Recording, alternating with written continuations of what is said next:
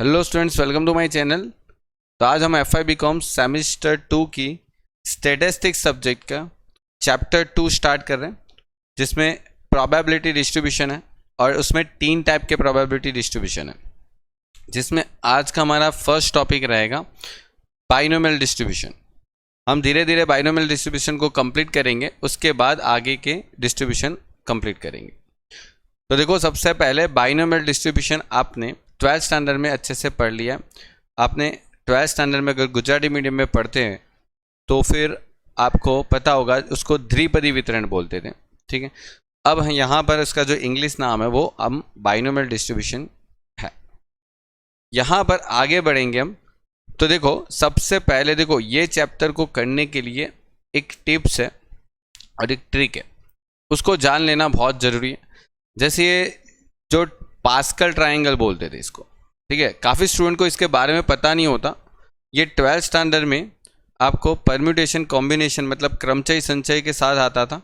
ठीक है, लेकिन बहुत सारे स्टूडेंट्स को जनरली इसका पता नहीं होता कि ये कैसे निकलता है। तो आज पहले हम इसको सीख लेते हैं, क्योंकि ये हमें इस चैप्टर के अंदर और आगे आने वाले F Y S Y T Y मतलब वहाँ पर बहुत यूज़फुल हो जाता है। कभी कभी बाइनोमियल डिस्ट्रीब्यूशन जहाँ पर आता है वहाँ पर इसको हम कई बार यूज़ कर लेते हैं और क्वेश्चन हम आसान कर सकते हैं। तो लेकिन ये पता होना चाहिए, तब जाके क्वेश्चन आप फटाफट से निकाल सकते हो। देखो, आपको पास्कल ट्रायंगल करके एक ट्रायंगल आता था 12th स्टैंडर्ड में। अब ये क्या है पहले समझो। जैसे यहाँ पर पहले 1 लिखा है, फिर यहाँ पर 1 लिखा, मतलब पहले 1 लिखो और फिर 1 1। अब जैसे आपको पता है कि इन दोनों का टोटल करके जो बीच में अमाउंट आती है वो होती है। ठीक है, और आगे पीछे तो वापस 1 1 ही लिखना है, मतलब टोटल करके बीच में लिख दो, आगे पीछे 1 1।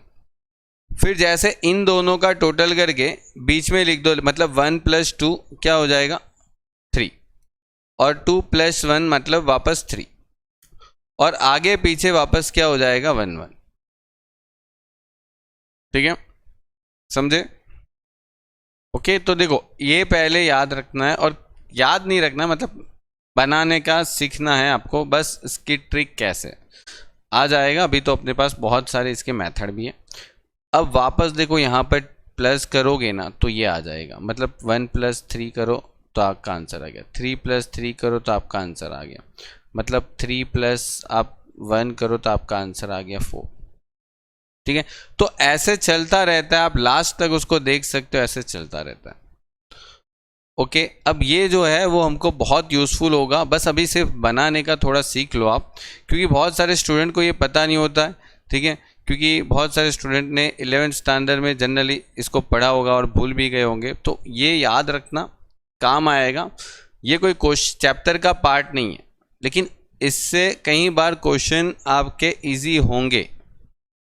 ठीक है, चलो, और मैं इसका एक तरीका बताता हूँ। देखो, अगर आपके पास कैलकुलेटर है तो आप कैलकुलेटर पे भी इसको निकाल सकते हो। कैसे? देखो, ये क्या है 1 1 है, मतलब 1 1। अब ये 1 1 का मतलब 11 का अगर आप स्क्वायर करते हो ना तो आपका आंसर ये आ जाएगा, मतलब 11 का स्क्वायर करोगे तो आपका आंसर ये आ जाएगा। देख लो, फिर आप 11 का क्यूब करोगे ना तो आपका आंसर ये आ जाएगा। ठीक है, 11 का 4⁻² करोगे तो आपका आंसर ये आ जाएगा। ठीक है, उसके बाद नहीं आएगा। ठीक है, हमें यहाँ तक निकाल सकते हैं कैलकुलेटर पे, ये भी एक टिप्स और ट्रिक है। मतलब ऐसा होता है, मतलब 11 का स्क्वायर, फिर 11 का क्यूब, 11 का 4th, ऐसे होता रहता है। और ये सिर्फ 4 तक होता है, और 4 तक की हमको बहुत ज़्यादा ज़रूरत पड़ती है, तो बस ये ऐसे भी हो सकता है। ठीक है, एक दूसरी टिप्स बताता हूँ यहाँ पर। अब देखो, दूसरी क्या है, आपको ये भी पता होना चाहिए जैसे कि ये वैल्यू किसको रिप्रेजेंट करती है, मतलब क्या है ये वैल्यू। तो ये जो वैल्यू है वो जनरली, देखो सपोज करो ये वैल्यू, जैसे मानो ये वैल्यू, तो ये किस चीज़ को रिप्रेजेंट करता है? तो एक्चुअल में ये जो 1 है ना वो 4C0 को प्रेजेंट करता है। ये 4 जो है ना वो 4C1 को प्रेजेंट करता है। ये जो 6 है वो 4C 2 को प्रेजेंट करता है, और ये जो है 4C3 को प्रेजेंट करता है, और ये जो है वो 4C4 को प्रेजेंट करता है। ऐसे ही सब में चाहेगा, जैसे ये 1 है तो ये 7 का है ना, तो 7C0 होगा, ये 7 है तो 7C1 होगा, ये 21 तो 7C2 कर दो, ये 35 है तो 7C3 35 होता है, ये 7C4 होगा, ये 7C5 होगा, और ये 7C6 होगा, और ये जो है वो 7C7 होगा। ऐसे सब में होता है। मतलब आप देखो तो आप आगे पीछे दोनों से वैल्यू जो है वो एक जैसी आती है। मतलब पास्कल ट्रायंगल है ये, ठीक है, पास्कल ट्रायंगल है। ओके, और यहाँ पर एक और बात जो हम देखते हैं, देखो यहाँ पर इसका जो टोटल है, मतलब आप देखो इसका टोटल करके, मतलब टोटल करोगे तो एक का टोटल तो एक होता है, मतलब ओके। यहाँ पर इन दोनों का अगर आप टोटल करते हो तो आपको 2 मिलेगा। यहाँ पर इन तीनों का अगर आप टोटल करते हो तो आपको 4 मिलेगा।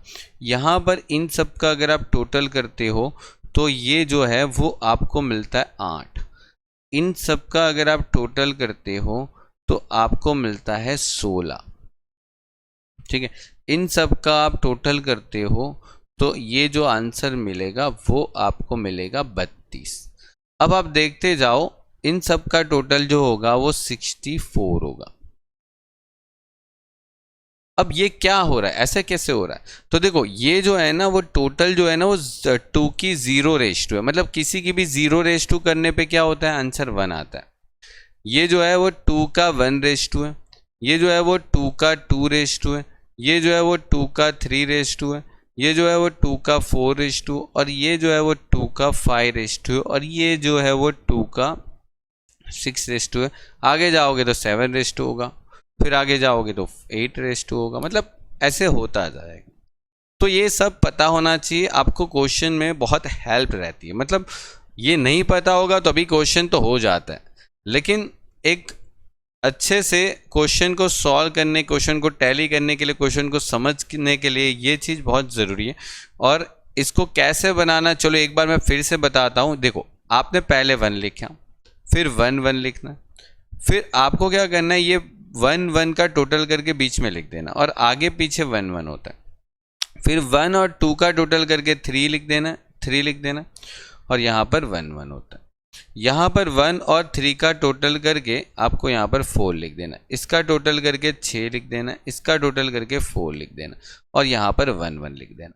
यहाँ पर इसका टोटल करोगे तो 5 आ जाएगा, इसका टोटल करोगे इसके साथ तो 10 आ जाएगा, इसका टोटल करोगे तो 10 आ जाएगा, ये 5 आ गया, और आगे पीछे 1 1 लिखना। मतलब चलता जाएगा ऐसा, ठीक है। समझ गए होंगे इतने तो आप, ओके। और ये किसको प्रेजेंट करता है, तो जैसे मैंने आपको बताया, जैसे ये 5C0 को प्रेजेंट करता है, ये जो है वो 5C1 को प्रेजेंट करता है, ये जो है वो 5C2 को प्रेजेंट करता है, ये जो है वो 5C3 को प्रेजेंट करता है, और ये जो है 5C4 को प्रेजेंट करता है, और ये जो है वो 5C5 को प्रेजेंट करता है। मतलब इसकी आंसर यही होती है, आप देख लेना, ओके। अगर आपको 5C0, 5C1, 5C2, 5C ये सब निकालना आना चाहिए, ठीक है। और ये भी चलो मैं सिखा देता हूँ, क्योंकि बहुत सारे बच्चे भूल गए होते हैं। वैसे पिछले साल में प्रोबेबिलिटी करके आया, मतलब पिछले सेमेस्टर में प्रोबेबिलिटी करके आया, तो वहाँ पर तो मैंने बताया भी था। देखो अगर आपको क्वेश्चन में NCR लिखा है तो इसका मतलब क्या होता है, n फैक्टोरियल और यहाँ पर n-r फैक्टोरियल, ठीक है। ये आपको पहले पता होना चाहिए इसका फॉर्मूला, और यहाँ पर r फैक्टोरियल अलग से आता है, ठीक है। ये इसका फॉर्मूला, मतलब अगर फॉर एग्जाम्पल आपको यहाँ पर 5C2 करने के लिए बोला तो आप क्या करोगे, देखो मैं आपको डायरेक्ट बताता हूँ। आपको यहाँ पर क्या करना है, 5 लिख देना है पहले, क्योंकि यहाँ पर 5 है, ठीक है। फिर आपको यहाँ पर बोला है 2 का मतलब क्या हो गया कि यहाँ पर 5 के पहले कौन सी संख्या आती है, मतलब 5 से पहले 4 आता है, तो 4 ले लो। मतलब आपको कोई भी 2 संख्या लेनी है, 5 और 4 ले ली, मतलब 5 के साथ की दूसरी संख्या कौन सी होती है, 4। और डिवाइड में ये जो 2 है ना, वो 2 यहाँ पर लिख के 2 × 1 कर दो, मतलब 2 फैक्टोरियल होता है। यहाँ पर 2 फैक्टोरियल ऐसे होता है, 2 फैक्टोरियल। अब 2 फैक्टोरियल का मतलब क्या होता है, 2 × 1, तो इसको जैसे सॉल्व करोगे तो आपका आंसर 10 आ जाएगा, ये आपका आंसर आ जाएगा 10। और देखो आप 5C2 का आंसर 10 ही है 10। 5C2 का आंसर देखो यहाँ पर 5C2 का आंसर कितना है 10। ओके, ऐसे ही चलो आपको पूछ लिया 10C3, तो आप क्या करोगे, यहाँ पे 10 है ना, तो पहले यहाँ पर 10 लिख दो और फिर करना क्या है, यहाँ पर 3 है तो मतलब 3 स्टेप लिखने, एक तो स्टेप 10 हो गया, मतलब फिर 9 और फिर 8, ये 3 स्टेप को मल्टीप्लाई करना। और यहाँ पर 3 है ना, तो 3 फैक्टोरियल नीचे लिखना है। 3 फैक्टोरियल का मतलब हो जाएगा 3, 2 and 1। ओके, इसका सॉल्व कर लोगे तो आपका आंसर आ जाएगा। ठीक है, इसको सॉल्व कर लोगे तो आपका आंसर आ जाएगा 120।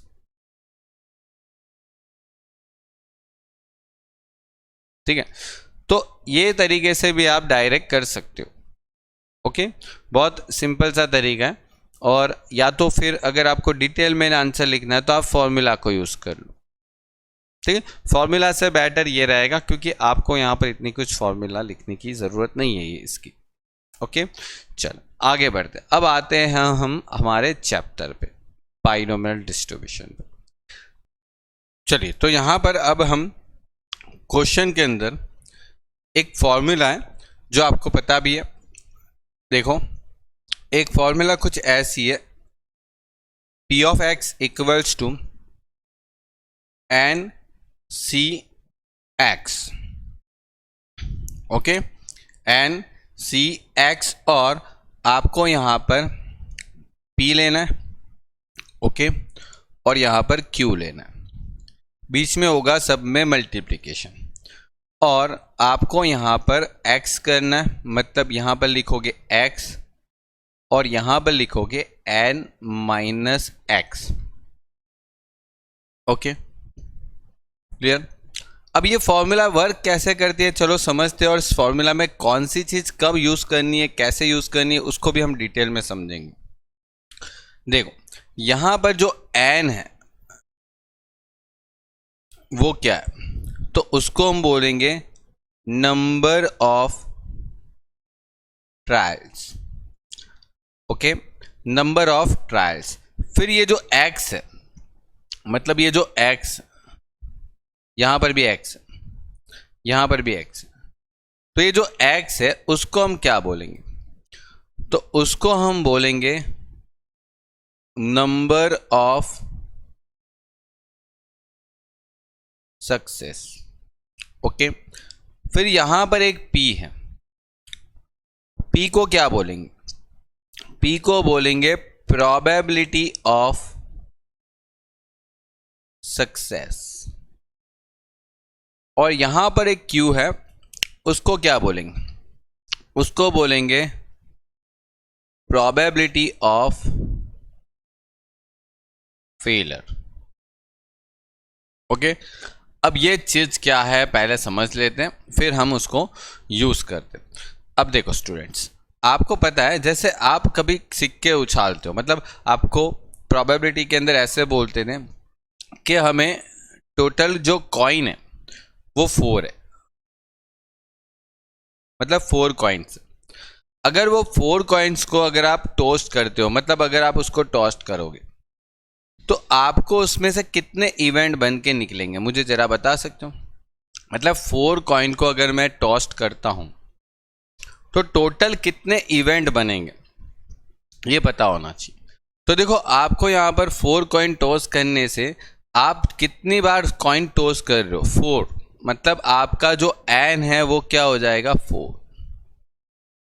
ठीक है, अब प्रोबेबिलिटी ऑफ सक्सेस की बात करूं तो यहां पर प्रोबेबिलिटी ऑफ सक्सेस, अगर कॉइन के केस होता है ना, जब भी कॉइन के केस में प्रोबेबिलिटी ऑफ सक्सेस मतलब p की वैल्यू 1/2 रहती है, क्योंकि कॉइन के तो दोनों साइड इक्वल होते हैं ना, ऐसा थोड़ी होता है हेड ज़्यादा होगा और टेल कम होगा, दो ही तो साइड होते हैं, तो 1/2 ही होगा। ठीक है, तो यहाँ पर कॉइन में प्रोबेबिलिटी ऑफ फेलियर भी 1/2 ही होगा, मतलब हेड की probability as well as tail की प्रोबेबिलिटी दोनों इक्वल रहेगी, मतलब दोनों सेम रहती है। मतलब हेड आया तो भी 1/2 चांस होता है और टेल आने का भी 1/2 चांस ही रहता है। ठीक है, आप सिक्के तो इसीलिए तो कॉइन टोस्ट करते हैं क्रिकेट मैच के टाइम पे, ठीक है, क्योंकि उसमें दोनों की प्रोबेबिलिटी इक्वल रहती है, दोनों टीम को इक्वल चांस रहता है जीतने का, टॉस जीतने का, ठीक है, इसीलिए यहाँ पर हम कॉइन टॉस करते हैं। तो यहाँ पर जो कॉइन टॉस किया जाता है तो वहाँ पर पी जो है वो इक्वल है, ठीक है। अब आपको मैंने क्या पूछा कि कॉइन टॉस करने पर आपको इवेंट कितने बनते, तो टोटल इवेंट कितने बनते, टोटल इवेंट,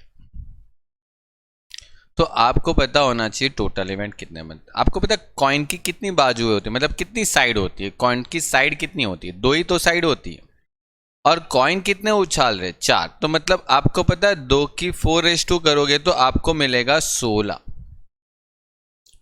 मतलब आपका जो आंसर है टोटल इवेंट का वो 16 होगा, मतलब 16 बार अलग अलग तरीके से कॉइन के ऊपर नंबर आएंगे, मतलब हेड टेल 16 बार अलग अलग तरीके से आ सकते।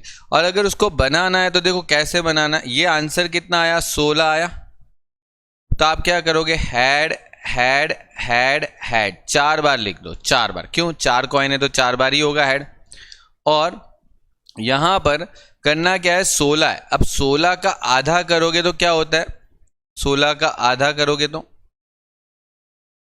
8 होता है ना, तो 8 बार हेड लिख दो, देखो 1 2 3 4 5 6 7 और 8, 8 बार हेड लिख दिया, 8 बार आप हेड लिख दो, ठीक है, और फिर 8 बार टेल लिख दो, 1 2 3 4 5 6 7 8, हो गया।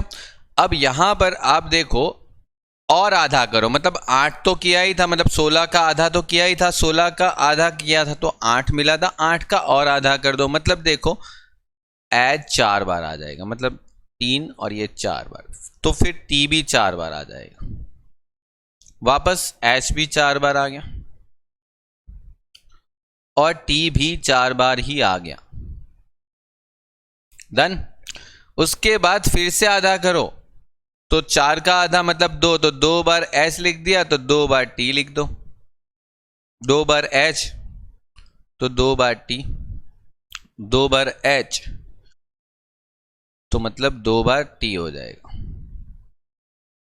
2 बार एच और 2 बार टी, और एक बार और आधा करो, मतलब 2 का आधा तो 1 ही होता है, तो मतलब एक बार एच आ गया तो दूसरी बार टी आएगा, फिर एच फिर T, H T H T H T H T H T H T, समझे।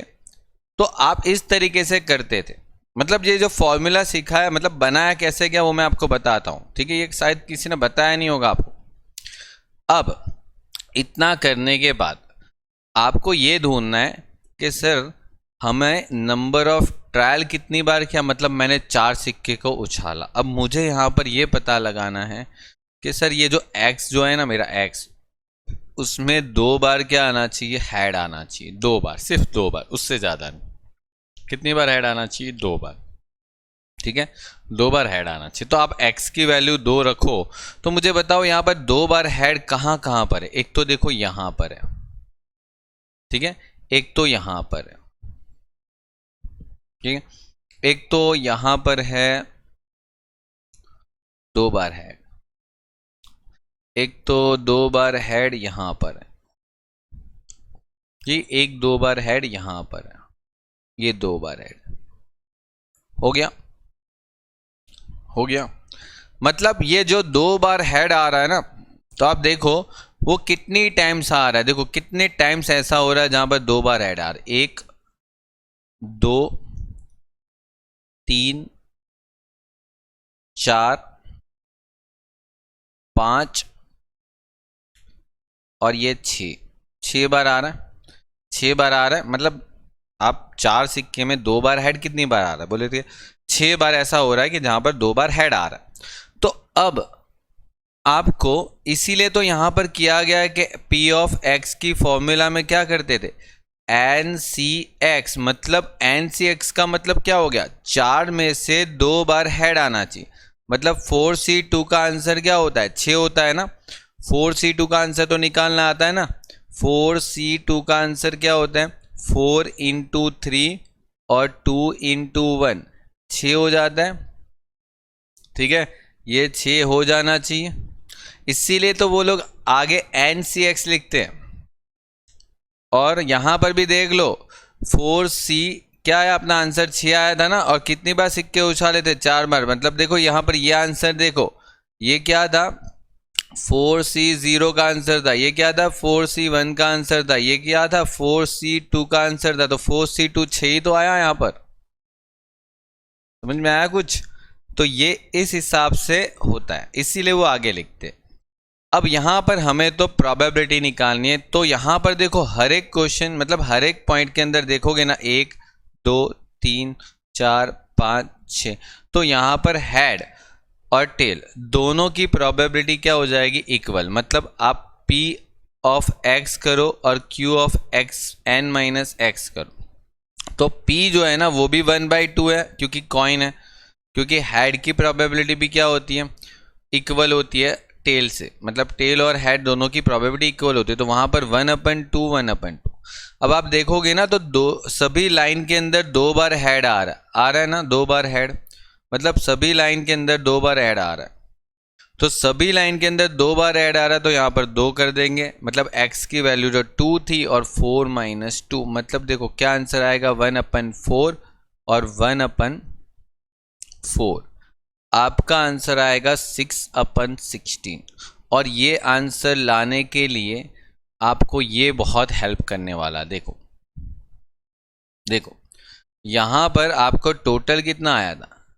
16 आया था। तो 16 और आपको कितनी बार हेड चाहिए था? 2 टाइम्स हेड चाहिए। तो यहाँ पर 6 की वैल्यू क्या थी? वही तो आएगी ऊपर। यहाँ पर 6 की तो वैल्यू आएगी ऊपर, देख लो। 4C2 आया आंसर, देखो।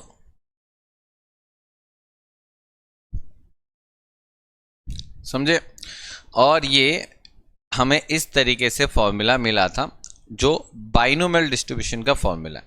मतलब ये फॉर्मूला है तो आपको इतना सब कुछ करने की ज़रूरत नहीं, ये तो मैंने जस्ट एक्सप्लेन करने के लिए बताया, और ये एक्सप्लेनेशन ऐसे ही होता है। ठीक है, आपने शायद 11-12 में लगभग जब सीखा होगा तब शायद फॉर्मूला ये याद किया होगा कि ये फॉर्मूला है और उसमें आंसर रखो और काम हो जाएगा। लेकिन पता भी होना चाहिए ना कि फॉर्मूला वर्क कैसे करते, क्या बता रहे हैं। ठीक है, तो ये इस तरीके से है, बहुत अच्छे से मैंने एक्सप्लेन किया। आई होप कि समझ में आ गया होगा। ठीक है, और नहीं समझ में आया तो आप मुझे कमेंट में पूछ सकते हो, या तो आप दूसरी बार वीडियो देखोगे तो डेफिनेटली क्लियर हो जाएगा। ठीक है, ये मैंने एक लॉजिकली वे से बताया कि ये सब कैसे होता है। ठीक है, चलिए आगे बढ़ते हैं। अब आगे बढ़ते हैं। अब देखो मैंने यहाँ पर कुछ थियरी बताई है। ठीक है, मैंने यहाँ पर कुछ थियरी बताई है, उसमें ये चैप्टर का जो फ्लो है, मतलब ये चैप्टर का जो बाइनोमियल डिस्ट्रीब्यूशन है वो कब फॉलो होते हैं, कौन सी कंडीशन ऐसी है, कौन सी कंडीशन ऐसी है, या तो कौन सा क्राइटेरिया होता है जहाँ पर बाइनोमियल डिस्ट्रीब्यूशन हमें यूज़ होगा, वो पता चलेगा। ठीक है, तो ध्यान से ये सब कंडीशन पढ़ना, आपकी बुक्स में ये सब नहीं लिखा है। ठीक है, तो यहाँ पर लिखा है situation where are only 2 possible mutually exclusive outcome. देखो 2 पॉसिबल आउटकम ऐसा लिखा है, मतलब आपके पास 2 ही आउटकम होंगे। मतलब आप सोचो हेड और टेल, जैसे मैंने अभी जैसे एक एग्जांपल लिया था, हेड और टेल, मतलब ओनली 2 आउटकम, और कोई आउटकम ही नहीं है। मतलब हेड या तो टेल। ओके, जैसे कोई एग्जाम देने गया, कोई स्टूडेंट एग्जाम देने गया, तो वो एग्जाम दे के आया तो या तो पास होगा या तो फेल होगा। ठीक है, और तो कोई ऑप्शन ही नहीं है ना। मतलब तीसरा कौन सा ऑप्शन होता है वहां पर? पास या तो फेल, कोई टाई थोड़ी होता है वहां पर। समझे? तो ये चीज आपको यहाँ पर ध्यान रखनी। ठीक है, 2 पॉसिबल आउटकम, जैसे देखो यहाँ पर मैंने एग्जाम्पल भी बताया, यस या नो, मतलब यस या नो, यस या नो। ठीक है, वैसा पास या फेल, टेल या तो head. Okay, fix number of represented experiment and trial are conducted. मतलब फिक्स नंबर होगा, मतलब एक नंबर फिक्स होगा। जैसे आपको यहाँ पर एन जो है ना वो फिक्स होगा। जैसे आपको पता होना चाहिए कि एन कितना है, आपने कितनी ट्रायल की, ये पता होना चाहिए। फिक्स नंबर मतलब आप सोचो यहाँ पर आपका एन जो है ना वो कितना है? 4 है। तो एक चीज आपको पता होनी चाहिए, अगर आपका क्वेश्चन के अंदर n की वैल्यू 4 होगी ना, तो x की वैल्यू पता है स्टूडेंट्स कितनी जा सकती है? मतलब x की वैल्यू या तो 0 होगी, 1 होगी, या 2 होगी, या 3 होगी, या 4 होगी, बस उससे ज्यादा नहीं जाएगा, यहां पर स्टॉप हो जाएगा। बाइनोमियल डिस्ट्रीब्यूशन में n पता होगा तो x की वैल्यू कहां तक जाएगी वो हमको पता चल जाएगा, और n ऑलवेज फिक्स होगा, मतलब 4 या 5 या 6, मतलब फिक्स होगा, 5 3 4 ऐसे करके आपको क्वेश्चन के अंदर n फिक्स होगा ही होगा। ओके, और उसको हम रिपीटेड करते जाएंगे। जैसे मानो, जैसे मैंने भी आपको ऊपर एक एग्जांपल दिया जिसमें एक कॉइन को हम रिपीट कर रहे हैं, मतलब कॉइन को हम 4 बार उछाल रहे हैं, मतलब 5 बार उछाल रहे हैं, तो वैसे रिपीटेड कर रहे हैं, ठीक है। वैसे all trial are identical and independent, identical होना चाहिए और एक इंडिपेंडेंट होना चाहिए।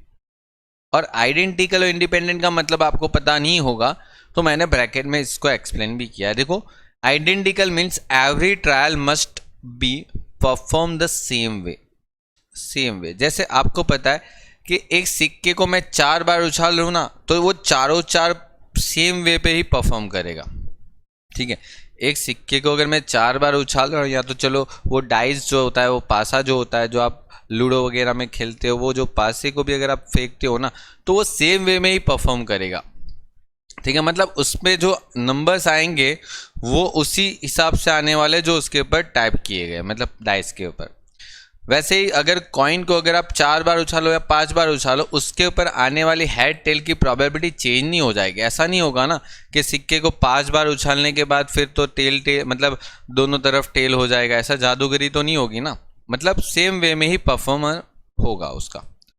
इंडिपेंडेंट का मतलब क्या हो जाएगा कि trial does not effect the result of the other subsequent trial, मतलब एक ट्रायल दूसरे ट्रायल को इफेक्ट नहीं करेगी। मतलब अगर पहली बार मैंने उछाला, सिक्का हेड गिरा, दूसरी बार उछाला तो पहली बार से उसको कोई लेना देना ही नहीं है, कुछ भी आए। ऐसा थोड़ी कह सकते हैं कि पहली टाइम से अगर मानो हेड आया होगा तो सेकेंड टाइम भी हेड ही आएगा, ऐसा कोई डेफिनेट रूल्स हम बना नहीं सकते, मतलब यहां पर, ठीक है।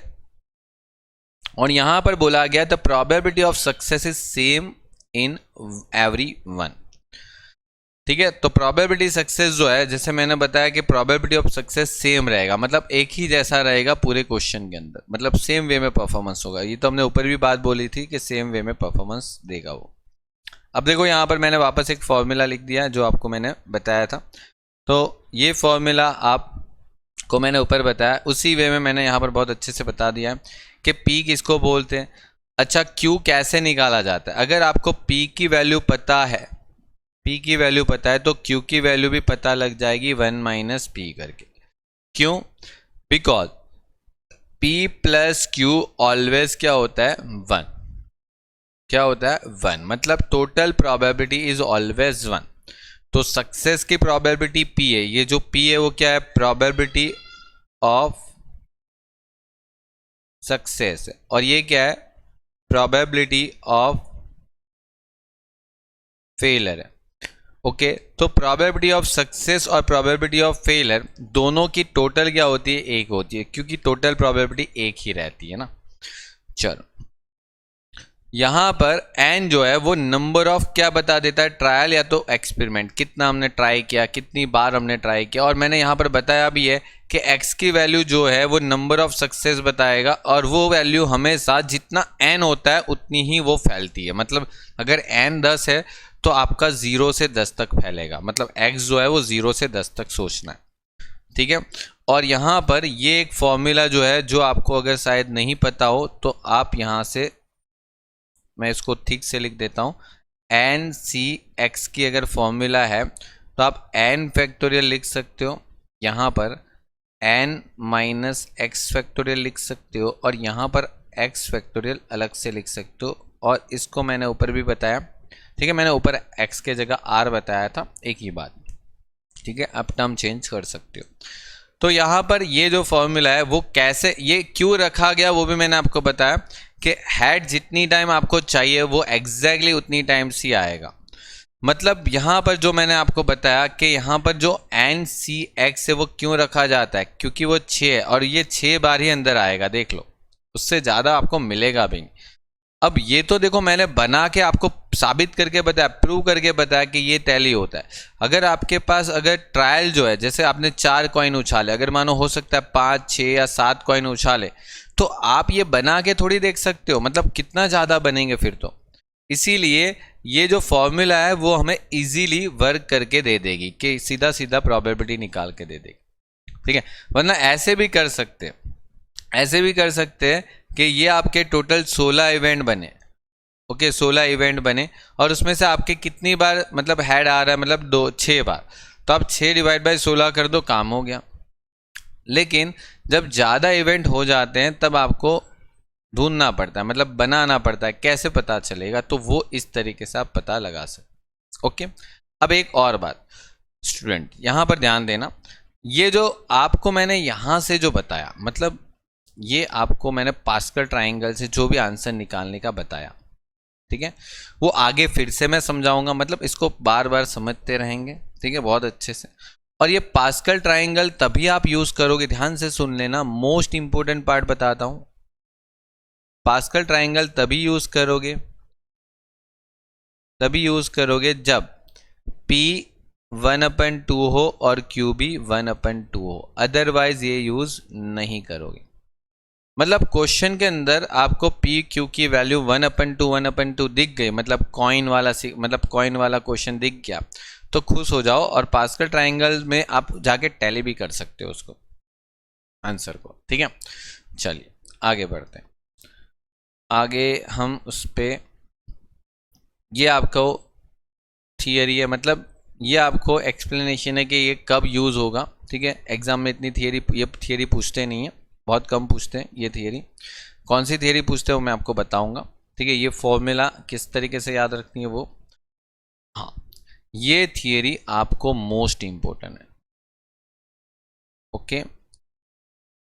देखो बाइनोमियल डिस्ट्रीब्यूशन जो है वो डिस्क्रिएट डिस्ट्रीब्यूशन है। डिस्क्रिएट का मतलब हो जाएगा कि आपका जो यहाँ पर x की वैल्यू आएगी वो ऑलवेज या तो 0, 1, 2, 3, 4 ऐसे ही आने वाली है, मतलब ऐसा कभी नहीं आने वाला कि 1.2 की प्रोबेबिलिटी निकालो। मतलब डिस्क्रिएट का मतलब क्या हो गया कि आपका जो प्रोबेबिलिटी ऑफ सक्सेस या फेलियर वो आप वोल नंबर में ही निकाल सकते हो, मतलब वो पॉइंट में कभी नहीं जाएगा। मतलब आपका x की वैल्यू जो रहेगी वो ऑलवेज आप 1, 2, 3, 4 में ही निकाल सकते हो। आप 2 की प्रोबेबिलिटी निकालोगे, 3, 4 ऐसे, ठीक है, ओके। अब इसके जो पैरामीटर्स है वो n और p है। क्या है पैरामीटर्स? n और p। उसका जो मीन है ना, मीन वो क्या है? np है। मतलब np करने से आपको उसका मीन मिल जाता है। मीन मतलब क्या, आप उसको गुजराती मीडियम के स्टूडेंट उसको मध्यक बोलते थे, ठीक है, मीन np, ठीक है। n और p करने से आपको सीधा मीन मिल जाता है, जिसको हम एवरेज नंबर भी बोलते हैं, ओके। इसका जो वेरिएंस है वो आपको मिलेगा npq करने से, और उसका जो स्टैंडर्ड डेविएशन है, मतलब स्टैंडर्ड डेविएशन का आंसर कैसे मिलने वाला है, तो अंडर रूट में npq कर दो, बात खत्म, ठीक है। और यहां पर most important topic, mean is always greater than variance, ये वर्ड याद रखना। ये सब आपको एमसीक्यू में पूछ सकते हैं। Mean is always greater than variance, मतलब आपकी जो मीन की जो वैल्यू है ना वो हमेशा एनपीक्यू से बड़ी ही रहेगी, ठीक है। ये ध्यान रखना है आपको, हमेशा बड़ी रहेगी, मतलब ये चीज आपको याद रखनी, ओके। मतलब मीन की जो वैल्यू है वो हमेशा वेरिएंस से बड़ी रहेगी। और दूसरी चीज जो आपको एग्जाम में पूछते हैं, अगर p की वैल्यू 1/2 होती है, मतलब p की वैल्यू 1/2 से कम होती है, 1/2 से क्या होती है? कम होती है। 1/2 का मतलब क्या हो जाता है? 1/2 का मतलब हो जाता है 0.50, मतलब 0.50 से अगर p की वैल्यू कम होती है तो आपका जो डिस्ट्रीब्यूशन है उसको हम कौन सा डिस्ट्रीब्यूशन बोलते हैं? Positive, okay. मतलब उसकी जो स्क्यूनेस है, स्क्यूनेस का मतलब अगर गुजराती मीडियम के कोई स्टूडेंट्स हैं तो उसको बोलते हैं विषमता, ठीक है। विषमता मतलब आप 11th स्टैंडर्ड में पढ़े थे बाउली और कार्ल-पियर्सन की स्क्यूनेस, मतलब उसके विषमता पढ़ते थे। तो वहाँ यहाँ पर अगर p की वैल्यू 1/2 मतलब 0.5 से जैसे छोटी है ना, तो आपको पता चल जाएगा डेट इज पॉजिटिव। और अगर p की वैल्यू इक्वल हो जाती है तो मतलब सिमेट्रिक हो जाएगा। सिमेट्रिक का मतलब गुजराती में सम्मित होता था, ठीक है। और इसकी जो स्क्यूनेस है, स्क्यूनेस वो क्या हो जाएगी, 0। ये पूछेंगे एमसीक्यू में, ओके। और यहाँ पर जो p की वैल्यू है वो आपकी कितनी हो गई, अगर 1/2 मतलब 0.5 से बड़ी हो गई तो मतलब ये हो गया नेगेटिव, ओके। ओके अब देखो इसको याद कैसे रखते हैं, मतलब बहुत सारे स्टूडेंट इसमें गड़बड़ कर लेते हैं। मतलब क्या करते हैं पता है, मतलब भूल जाते हैं, पॉजिटिव नेगेटिव चेंज हो जाता है उनका एग्जाम में। तो देखो मैं एक तरीका बताता हूँ, आई होप कि ये तरीका आपको शायद ज़्यादा इजी रहा होगा। देखो आपको पता है प्रोबेबिलिटी या तो 0 होती है या तो 1 होती है, और उसके बीच में आता है 0.50, मतलब 0.5 भी बोल सकते हो और 50 भी बोल सकते हो। अगर आपको पता है कि आपका p की वैल्यू, आपकी जो p की वैल्यू मतलब 0.5 से छोटी, मतलब अगर 6 पॉइंट पढ़ते हो तो 0.5 से छोटी, मतलब यहां पर अगर आपकी p की वैल्यू आ गई 0.5 से कम, तो आपका आंसर होगा positive association, sorry positive skewness, okay. Positive skewness हो जाएगी, ओके, पॉजिटिव स्क्यूनेस हो जाएगी। और अगर आपका आंसर मतलब p का आंसर यहां पर चला गया, मतलब 0.5 से ज्यादा चला गया, तो आपकी आंसर होगी नेगेटिव स्क्यूनेस की। क्या होगी, नेगेटिव स्क्यूनेस, ओके। ये ट्रिक आपको बहुत काम आएगी, मतलब समझ लो, आपको याद ही रहेगा, यहाँ पर पॉजिटिव है, यहाँ पर नेगेटिव, मतलब इधर चला गया तो आपको नेगेटिव स्क्यूनेस लिखनी है, और पी का आंसर अगर मानो इधर चला गया तो पॉजिटिव स्क्यूनेस लिखनी है। और अगर बीच में आ गया तो उसको क्या बोलते हैं, मतलब एग्जैक्ट बीच में आ गया तो उसको हम क्या बोलते थे, तो मैंने आपको बोला था इंग्लिश में हम उसको बोलते हैं सिमेट्रिक, ठीक है। और काफ़ी सारे स्टूडेंट ने अगर गुजराती मीडियम से इंग्लिश में कन्वर्ट किया तो इसको हम बोलते थे सम्मित, मतलब इसकी जो स्क्यूनेस है, ओके, स्क्यूनेस जो है, एक सेकेंड,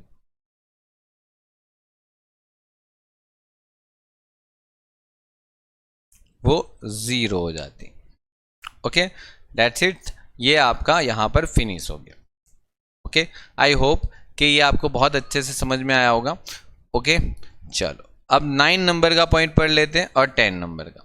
अब देखो 9 और 10 का जो पॉइंट है वो मैं अभी आपको एक्सप्लेन नहीं करूंगा, इसको हम पेंडिंग रखेंगे, ओके। इसको हम बाकी रखेंगे। क्यों बाकी रखेंगे, इसको मैं आपको बाद में करवाऊंगा, क्योंकि अभी समझाने से कोई मतलब ही नहीं है, आपको समझ में नहीं आएगा। सिर्फ मैं रीड करके ख़त्म कर दूं, क्या मतलब है, क्योंकि आपने यहाँ पर नॉर्मल डिस्ट्रीब्यूशन पढ़ा है क्या, नहीं पढ़ा, वो तो बाकी है अपना, ठीक है। और पोजीशन डिस्ट्रीब्यूशन पढ़ाएगा, नहीं पढ़ा, तो फिर इसको हम अभी कैसे पढ़ सकते हैं, और पढ़ेंगे तो भी आपको पता कैसे चलेगा, मतलब समझो इसको मैं अभी नहीं पढ़ाऊंगा, ठीक है, बाद में पढ़ेंगे, ठीक है, सब कुछ करवाऊंगा, बाद में हम कंप्लीट करेंगे इसको, ओके। चलो तो इतना कंप्लीट करो, गुड बाय। नेक्स्ट वीडियो आपको मिल जाएगा बहुत जल्दी से, ओके।